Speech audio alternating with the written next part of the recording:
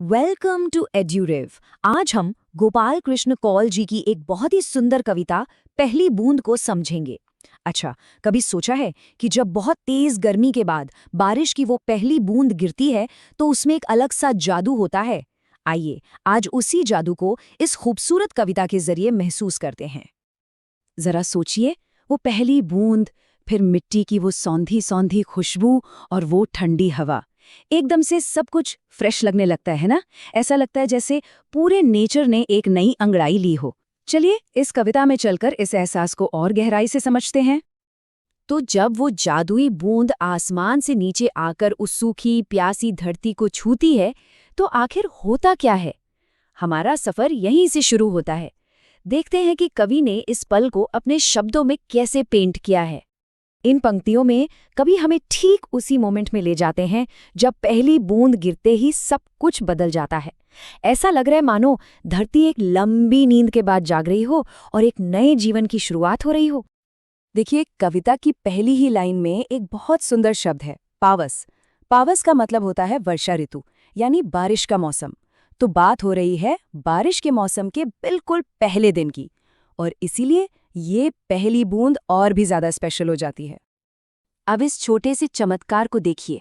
जैसे ही वो पहली बूंद जमीन पर गिरी, उसने जैसे धरती के अंदर सोए हुए बीज को हल्के से जगा दिया, और बीज ने अंगड़ाई ली और एक नन्हे से अंकुर के रूप में बाहर झांकने लगा।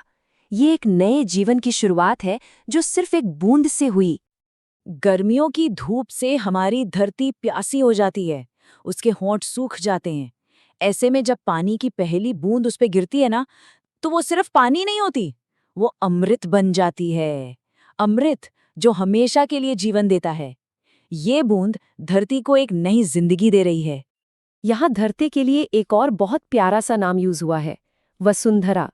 तो जैसे ही वसुंधरा पर अमृत की बूंद गिरती है, उसकी खुशी से हरी हरी दूब यानी घास, वो भी खुशी से झूमकर मुस्कुराने लगती है, मानो पूरी धरती की खुशी उस घास में दिख रही हो। तो धरती तो खुशी से झूम उठी, लेकिन इस जश्न में ऊपर आसमान कैसे पीछे रह सकता है? चलिए अब नजारा बदलते हैं और देखते हैं कि आसमान में क्या हो रहा है। धरती का ये उत्साह देखकर आसमान भी शांत नहीं है, वो भी इस पल को सेलिब्रेट कर रहा है।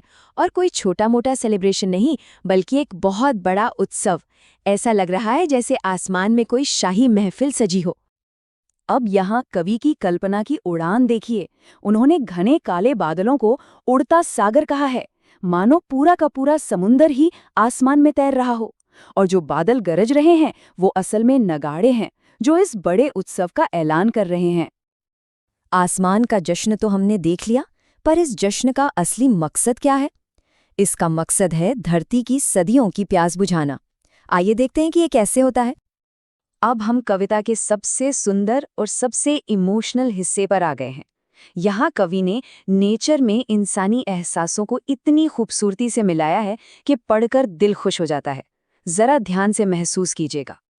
ये इस कविता की सबसे खूबसूरत तस्वीर है। कवि ने पूरे नीले आसमान यानी अंबर को एक जोड़ी नीली आंखें यानी नयन कहा है, और उन आंखों के बीच जो घने काले बादल यानी जलधर हैं, वो उन आंखों की काली पुतली जैसे लग रहे हैं।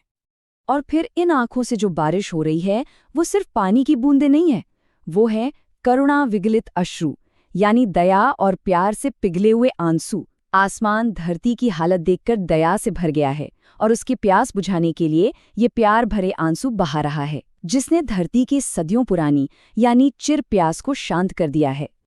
बारिश से पहले जो धरती गर्मी से सूखी और बेजान होकर बूढ़ी लग रही थी, अब आसमान के दया भरे आंसू पाकर उसके अंदर भी एक नई उम्मीद जाग गई है। वो फिर से जवान होना चाहती है, वो फिर से शस्य श्यामला बनना चाहती है, यानी फसलों और हरियाली से लहलहाना चाहती है। तो इस खूबसूरत कविता के सफर के बाद हमने क्या क्या मेन बातें सीखी? चलिए एक बार जल्दी से सब कुछ दोहरा लेते हैं। हमने सीखा कि बारिश की पहली बूंद सिर्फ एक बूंद नहीं है, ये एक नए जीवन की शुरुआत है। ये प्यासी धरती के लिए अमृत है। ये पूरी प्रकृति में धरती से लेकर आसमान तक एक नई एनर्जी और उत्साह भर देती है।